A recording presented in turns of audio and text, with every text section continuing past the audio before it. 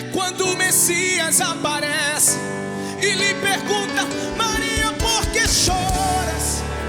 Maria, por que me busca? Maria, faça-me um favor, não me procure entre os mortos, porque vivo eu estou. Vai lá e avisa os seus irmãos para começarem a sorrir. Diga que não acabou, fala que a morte eu venci.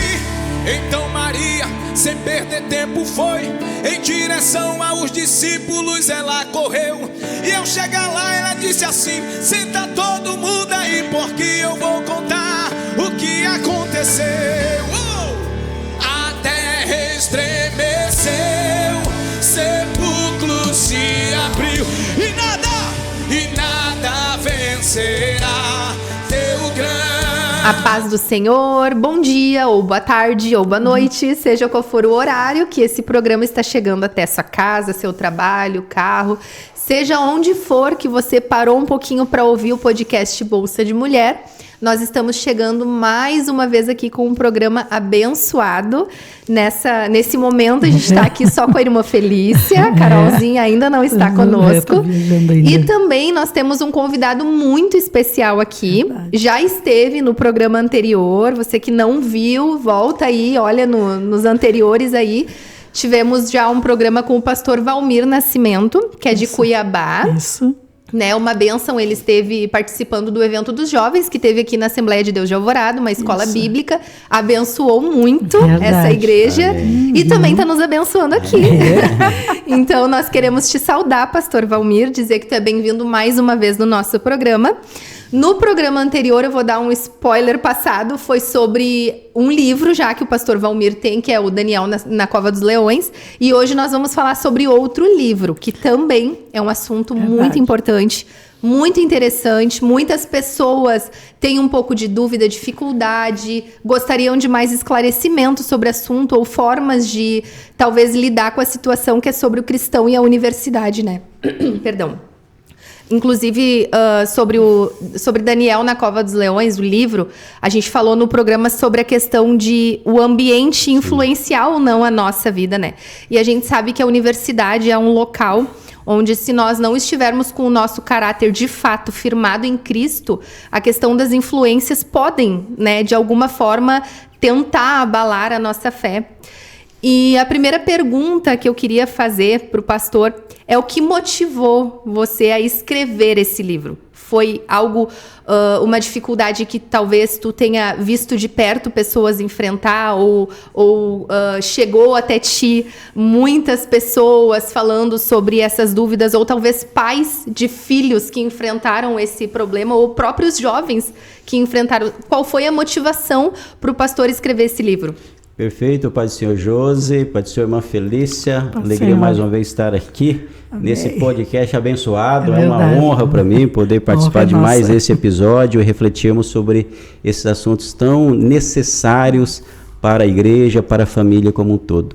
E a sua pergunta, de fato, ela é relevante para falar por que eu escrevi esse livro. Esse livro eu escrevi primeiro como resultado da minha experiência como estudante universitário. Sim. Quando eu entrei na universidade, eu fiz faculdade de Direito durante 5 anos. E quando eu entrei na faculdade de Direito, eu já percebi os desafios que é manter a fé dentro daquele ambiente. Mas é claro, eu passei pelas experiências e depois o livro foi o resultado das minhas experiências, mas também o resultado do acompanhamento de outros jovens que também passaram pela universidade e tiveram os mesmos desafios. Mas de maneira bem especial, o livro foi escrito porque, além de ter frequentado a universidade, quando eu estava na universidade, eu descobri um grupo de jovens que trabalhava evangelismo dentro das universidades. Ou seja, jovens que se reuniam nos campi e oravam, liam a palavra de Deus e pregavam a palavra de Deus. Isso foi extremamente importante para mim durante o período da universidade, e depois eu dei continuidade dando palestras, dando conselhos para jovens que estavam passando pelo mesmo processo. E, como decorrência desses estudos, dessas leituras, acabei escrevendo esse livro direcionado a quem? Primeiro, para os jovens, que estão ingressando na universidade, para demonstrar a importância, a relevância da universidade. As dúvidas que geralmente surgem ali, é um livro apologético também para dar as bases de como defender e testemunhar a fé nesse ambiente. É um livro direcionado também para pais que têm dúvidas, que precisam instruir os seus filhos, mães, e também para líderes e pastores que querem tratar dessa temática de maneira consistente e bem fundamentada. Então, o livro é o resultado da minha experiência e também do meu caminhar com pessoas que passaram também por essa experiência. Em que momento, assim, que foi maior o confronto? Talvez em algum tema específico, quando algum era... Vamos supor, né? A gente sabe que tem assuntos hoje que são extremamente polêmicos e que confrontam diretamente a nossa fé. Exemplo, aborto, questão da ideologia de gênero, ainda mais que o pastor é formado em direito. Então, certamente foram assuntos bastante abordados e discutidos. Foi nesses momentos que, de fato, foi maior o confronto, ou talvez é um pouco mais sutil, com algumas teses que talvez nem se percebe que tá tendo uma verdade que vai contra a nossa fé ali incutida. Qual foi, assim, o confronto maior que o pastor enfrentou lá? Perfeito. Eu enfrentei e trato desses 2 pontos no livro. Eu digo que o cristão tem 2 níveis de desafios no ambiente da universidade. Primeiro, ele tem o desafio intelectual. Ou seja, de fato, são alguns conteúdos que são ministrados em sala de aula, a partir de teóricos, de pensadores que defendem um tipo de posição teórica que confronta diretamente a palavra de Deus. Pensadores como Nietzsche, Voltaire, Michel Foucault, que é muito incensado nas universidades na atualidade. Então eu diria, além, é claro, daqueles que têm perspectivas que se aplicam principalmente na área de ciência, sobre a existência ou não existência de Deus, a criação do mundo e coisas dessa natureza. Só que como a minha área era de ciências sociais aplicadas, na área do direito, o maior desafio que eu tive foi tratar as bases daquilo que se entenda o direito e da própria justiça. Será que a justiça é um conceito criado pelo homem ou algo que vem de algo transcendente, de um direito natural, ou seja, algo que Deus estabeleceu? Então, muitas vezes, esses temas foram discutidos em sala de aula e eu percebia que eu precisava ter uma base conceitual muito sólida para demonstrar que existe uma base de direito natural, que Deus estabelece a justiça, um ponto de vista para as pessoas viverem, porque isso é bom para o homem. E que a própria Bíblia também estabelece a história do direito e que vai legar, por exemplo, o direito no mundo ocidental. Valores como liberdade, igualdade, valores que nós temos na sociedade contemporânea vêm exatamente das Sagradas Escrituras. Então, mas no período que eu estava ali era muito difícil falar sobre isso, além da defesa de que não existe uma verdade absoluta. Ou seja, não, a sua verdade como cristão é a sua verdade e a minha verdade é a minha verdade e nenhuma pode influenciar a outra, cada um fica com a sua. E essas coisas tocaram ali na minha mente, eu entendia que eu precisava aprimorar a minha apologética e a forma de defender e ajudar muitos outros jovens também que estavam chegando nesse ambiente. E o segundo nível de desafio, de confrontação no ambiente acadêmico que eu tive na minha época, que eu percebo hoje, é no ambiente do relacionamento. Ou seja, são as influências que você recebe quando você está na academia.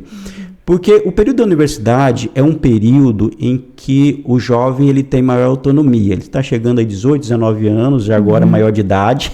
Sim. Né? Bom, pelo menos tem que pagar as suas contas, né? Espera-se que ele tem que pagar as suas contas. Viu? Quem não paga aí, por favor. Exatamente, precisa pagar as contas, né?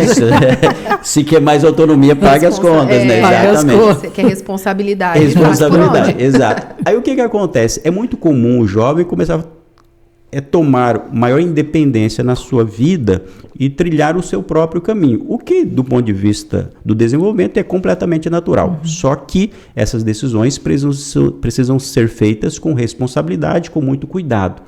E, muitas vezes, o entorno da universidade, você vai ter pessoas de várias faixas etárias, você tem pessoas que vêm de religiões distintas, pessoas que não são crentes e que vão fazer convites para você. Convites ou para usar droga, ou para ir para o barzinho, ou para um relacionamento inadequado. Ou seja, você está num ambiente extremamente desafiador, um ambiente extremamente sedutor de pessoas bonitas, pessoas influentes. E como os grupos são formados, nós sabemos, há uma grande propensão para que a pessoa seja aceita naquele grupo, ela acabe fazendo a mesma coisa que é o padrão ali. Isso se aplica para adolescente, mas os adultos também têm esse código, assim, é o código de aceitação social. Então eu digo que esse desafio de não se deixar corromper por esses convites é o segundo desafio do cristão nesse ambiente. Daí a necessidade que eu digo, ele tem que se preparar nesses dois níveis. Preparar biblicamente, teologicamente, para defender a sua fé de maneira consistente, mas guardar o seu coração para não se deixar ser influenciado pelas amizades ali na universidade. Ele pode ter amigos que não são crentes, é claro, eu tive amigos na universidade que não eram crentes, pessoas importantes, mas que eu via que agregavam na minha vida e não me levavam para distante de Deus. E ao mesmo tempo, mantive também o meu relacionamento com os amigos da igreja, os irmãos da igreja, e não me afastei da igreja. Então eu diria que foram esses dois desafios que me levaram a trazer essas abordagens, percebi na minha época e percebo ainda hoje. Então existe uma forma de se preparar para chegar nesse ambiente, isto? Exatamente, e esta é a chave, irmã Josi, irmã Felícia, que é o preparo. Sim. Né? É a necessidade de estar preparado para esse ambiente. Eu digo no meu livro que as pesquisas indicam que pelo menos 60% dos cristãos que vão para a universidade acabam se afastando da igreja. Quando alguém vê esses dados, ele fica preocupado. Meu Deus, e agora? Então a universidade vai desviar o crente. E em décadas passadas, nós ouvíamos muito isso. Não, universidade não é lugar para crente, porque cedo ou tarde ele vai se afastar de Deus. Mas não é bem assim. Primeiro que essas estatísticas, elas não espelham a completa realidade. Por exemplo, pesquisas realizadas com jovens cristãos que terminaram o ensino médio e não foram para a universidade, indicam que um número muito próximo deles também se afasta da fé e não indo para a universidade. No trabalho. Exato, no trabalho, em qualquer ambiente. Ou seja, o cristão ele pode esmorecer na fé, enfraquecer na fé, independente da universidade. É claro, um outro dado vai indicar qual que é o problema. O problema é a falta de preparo.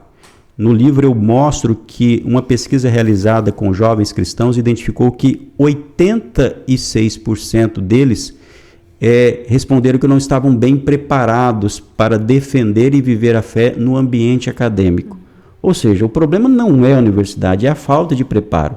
Que preparo? Primeiro, preparo bíblico, o preparo teológico, do ponto de vista da apologética, e o preparo do ponto de vista espiritual mesmo. Claro. Porque relacionamento com Deus. O relacionamento com Deus, a experiência com Deus. Alguém pode dizer, mas não é a mesma coisa, pastor Valmir, o conhecimento teológico com o preparo espiritual não são a mesma coisa, precisam andar juntos. E aí está a necessidade da vida de oração, ou seja, estar constantemente na igreja buscando a presença do Senhor. Então, diante desse cenário, qual que é a orientação, então, para jovens, para famílias e para a igreja em geral? Nós precisamos preparar a nossa juventude para esse ambiente. Demonstrar, primeiro, que a universidade é extremamente relevante. Universidade é lugar de crente, é lugar para crente, até porque eu digo no livro que as primeiras universidades foram criadas por quem? Por crentes, cristãos, século XI.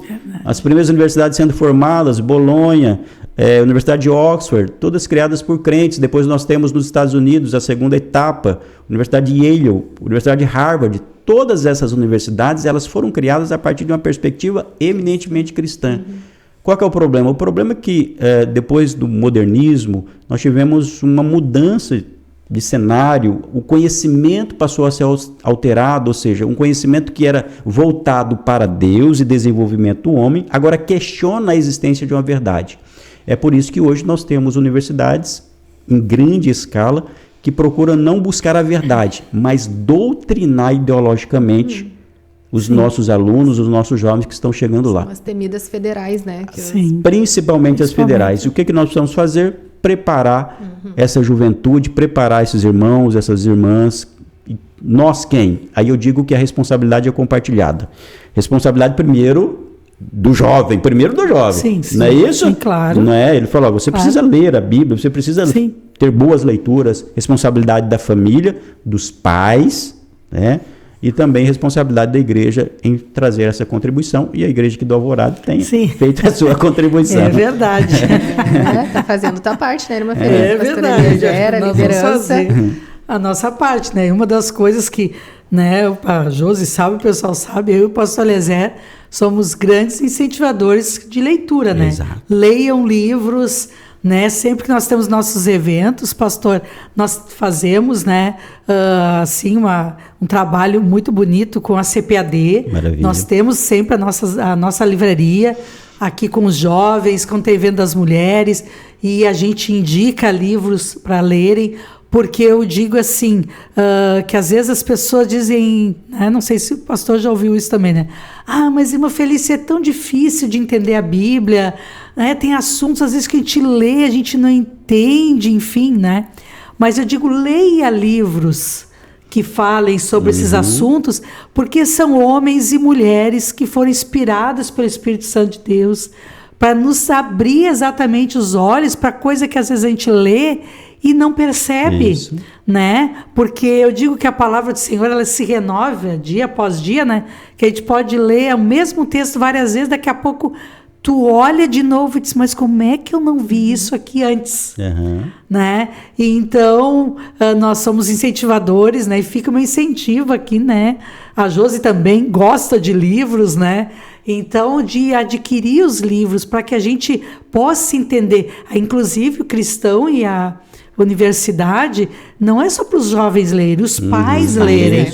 Leiam livros que falem sobre isso, né? Porque até eu falei, né, sobre isso, eu acho que numa das conversas que nós tivemos com os jovens ali, né, de eu estar num retiro e uma jovem vir falar comigo, meu filho, você fala com a minha mãe, eu tenho um sonho e eu quero fazer psicologia, só que a minha mãe não quer me autorizar a entrar na universidade, porque ela tem medo que eu me desvie, ela tem medo que eu saia da igreja, ela tem medo que eu perca a fé. Aí, claro, eu conversei bastante com ela sobre isso.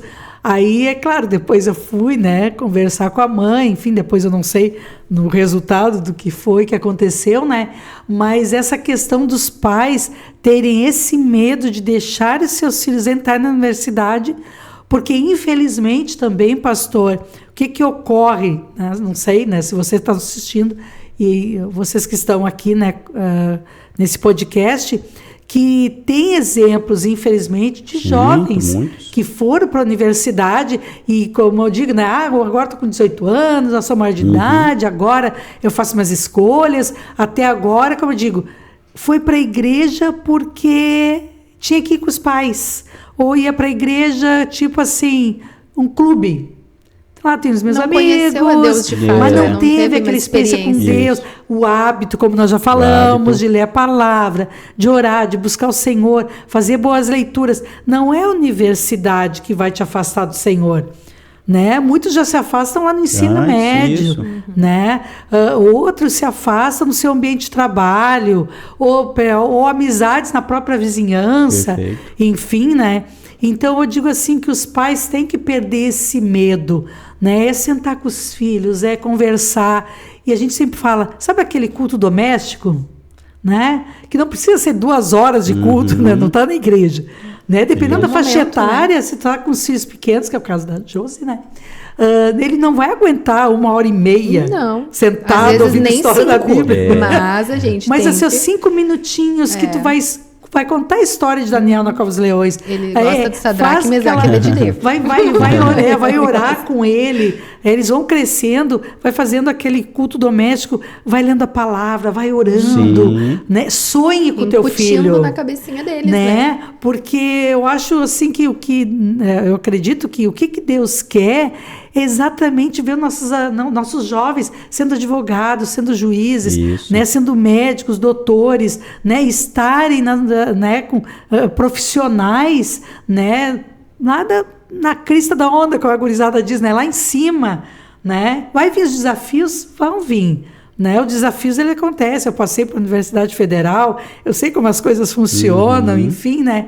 Mas é você ter na tua mente assim, ó, preciso ter a mente de Cristo, e mais do que isso, o que né, o salmista diz? Escondi a tua palavra. Escondi a tua palavra. No meu coração para não pecar contra ti. Se você tiver a palavra plantada no teu coração, dificilmente alguém vai conseguir arrancar isso de ti. Exato. E é importante ter esse destaque. Eu sei que os pais sempre estão preocupados com seus filhos, sim, mas não vai resolver, do ponto de vista bíblico e cristão, protegê-los em uma redoma, porque nós precisamos preparar para eles viverem no mundo. Sim. Então, a melhor oração é aquela oração que Jesus fez ao Pai acerca dos seus discípulos. Ele diz: Pai, eu não peço que os tires do mundo, mas que os livres do mal. A oração dos pais cristãos em relação aos seus filhos não é: Pai, não quero que ele vá, não permita que ele vá para a universidade.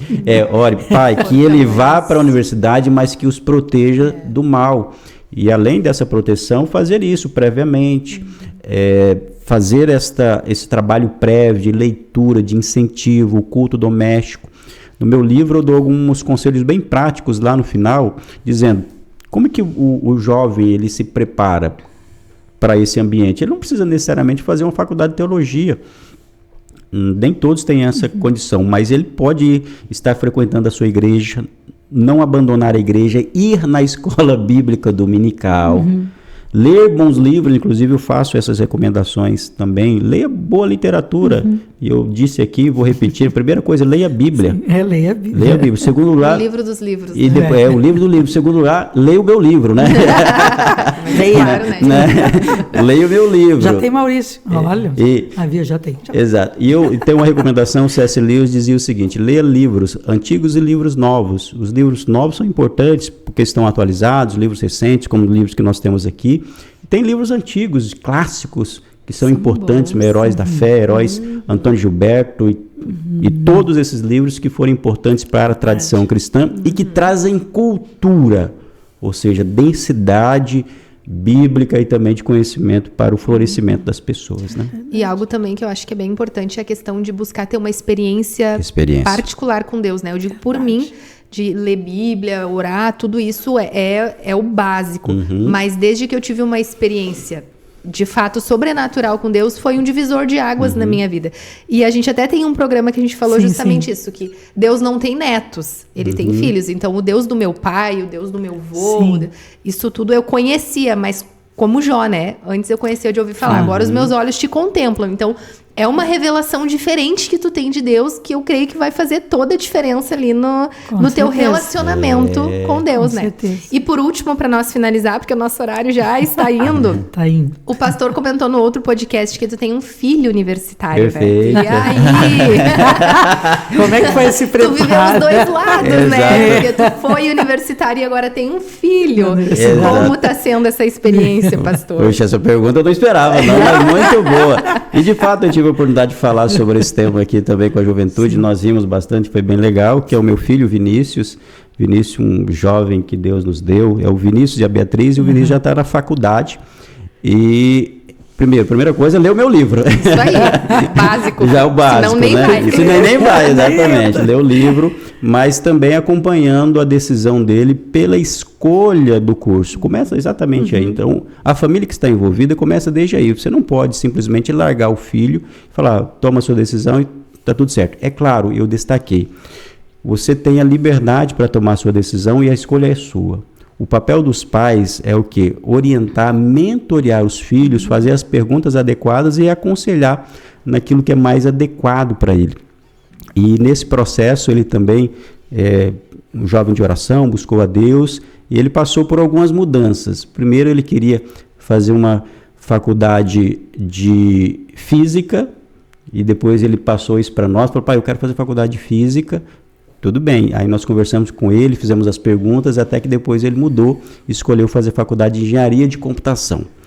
E nesse processo sempre em oração, sempre muito diálogo, muito franco. E ao mesmo tempo agora, como ele já está na faculdade, já está no seu segundo período, acompanhar esse processo também.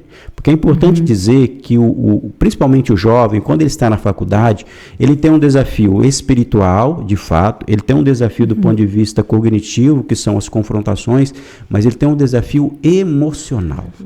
Emocional, porque Em alguns cursos, a carga de exigência é muito alta. E eles têm também essa dificuldade. Será que eu vou atender às expectativas? Por pressão, isso, né? a pressão que vem da sociedade, a pressão que é muito comum no ambiente acadêmico. E muitas vezes você percebe essa dificuldade de resolver coisas dessa natureza. Então, os pais cristãos precisam estar preocupados, não somente seja crente, não. É medir o nível emocional e psicológico do seu filho e, ao mínimo detalhe, fazer a intervenção. Então eu tenho feito esse acompanhamento juntamente com minha esposa, a Marcele, né, tá sempre próxima a ele, ela que é esse medidor, percebe, olha, ele tá assim hoje, tá assim amanhã. A mulher tem mais esse feeling, né, essa sensibilidade. Então eu fico muito grato a Deus por isso, pela vida do Vinícius, Marcele, minha esposa, que acompanha ele, acompanha a mim, e também a Beatriz, que está aí em busca de uma decisão. Bênção. Mas então é isso, pastor, nós queremos te agradecer por mais esse programa, contribuiu muito, tenho certeza que vai abençoar talvez algum pai, alguma mãe que estava um pouquinho receoso. Viu agora que não precisa ter medo, só tem uma receita aí que não é muito difícil também, né? Isso é verdade. Mas tem como, né, deixar os seus filhos ir para a faculdade, cobrir de oração, ensinar, mostrar o caminho. E os filhos também que talvez estão ouvindo esse programa aí e querem ir para a faculdade, talvez tinham esse medo, esse receio, compra o livro, te prepara, lê a Bíblia, ora, busca Deus, aperfeiçoa esse relacionamento com Deus. E temos certeza que vamos ter aí profissionais, né, brilhando a luz de Cristo em consultório, com certeza. Em qualquer lugar. Precisamos de muito crente nessa terra aí. Verdade. Obrigada, pastor. Que Deus abençoe a sua vida. Obrigada, irmã Felícia, por mais esse programa. Amém. Curta, comenta e compartilhe, manda pra alguém. E sexta que vem tem programa de novo, 20h30 da noite.